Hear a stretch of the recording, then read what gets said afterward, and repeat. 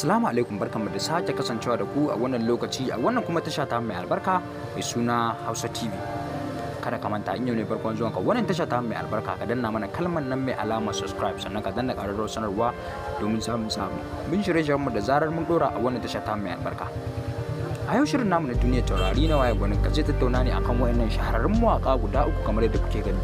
A nan kamar yadda kuke gani akwai Auta MG Boy, akwai Hamisu Breaker da kuma M Zakir Nijar. To ina masoya M Zakir Nijar, ina masoya Auta MG Boy da ma masoya Hamisu Breaker. Muna so ku ware mana tsakanin wayannan shahararrun mawaka guda uku wanne ne fiye wani tsara wakar soyayya a jita kuma a jarinta har ma ya bare ta. Da haka masoya wayannan mawaka guda uku ku zai san yadda kowane salon mawaki yake a wayannan mawaka guda uku kamar yadda kuke gani. To yayin haka za mu shiga waƙoƙin wayannan mawaka ɗaya bayan ɗaya domin ku ji kuma ku tantance mana tsakaninsu wanne ne fiye wani tsara wakar soyayya a jita kuma a jarinta har ma ya bare ta.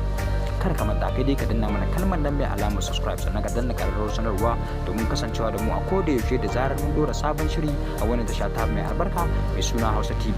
Sannan kada ka manta ka rubuta mana comment da mawakin da ya fi birge ka tsakanin wayannan shahararrun mawaka guda biyu, Hamisu Breaker ne, Auta MG Boy ne ko kuma M Zakir Nijar ne. To duka dai a comment ɗinku za mu ware. Da haka muna jiran ra'ayinku a kasan wannan bidiyo. Ka rubuta mana comment da mawakin da ya burge ka tsakanin wayannan mawaka guda uku, Hamisu Breaker ko Auta MG Boy ko kuma M Zakir Nijar. Ku ci gaba da kasancewa da mu a wannan tasha ta mai albarka domin kawo muku shirye-shirye masu ƙayatarwa da ma kuma nishaɗantarwa. Sannan kada ka manta ka danna like a wannan bidiyo, sannan inda dama kai mana share din wannan bidiyo namu ya zuwa gurin na WhatsApp. Mun gode masoya Auta MG Boy da masoya Hamisu Breaker da ma masoya M Zakir Nijar. Ci gaba da kasancewa da mu a wannan tasha ta mai albarka domin kawo muku shirye-shirye masu ƙayatarwa da kuma nishaɗantarwa.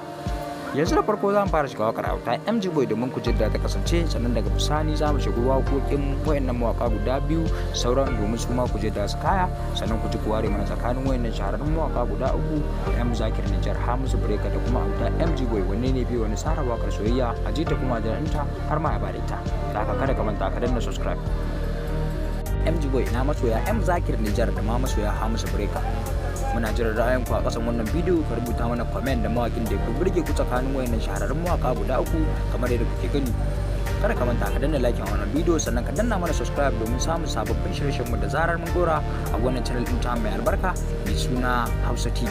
Sannan kada ka manta ka danna like a wannan bidiyo, sannan inda dama zaka iya mana share din sa zuwa gurin na WhatsApp. Mun gode masoya Auta MG Boy da masoya M Zakir Nijar da ma kuma masoya Hamisu Breaker. Ku ci gaba da kasancewa da mu a wannan tasha ta mai albarka domin kama ku shirye-shirye masu ƙayatarwa kuma nishaɗantarwa. Kada ka manta kai dai ka danna subscribe sannan ka danna ƙararrawar sanarwa domin samun sababbin shirye-shiryen mu da tsarin mun dora a wannan channel din ta mai albarka mai suna Hausa TV.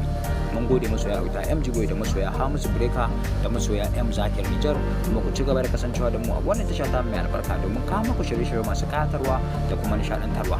Kada ka manta kai dai ka danna subscribe sannan ka rubuta mana comment da mawakin da ya burge ka tsakanin wayannan shahararrun mawaka guda uku, Auta MG Boy ko Hamisu Breaker ko kuma M Zakir Nijar. Muna dai jiran ra'ayinku a kasan wannan bidiyo. Ka rubuta mana comment da mawakin da ya burge ka. Mun gode. Kada ka manta ka danna subscribe kuma sannan ka danna ƙararrawar sanarwa. Mun gode, sai kun jima.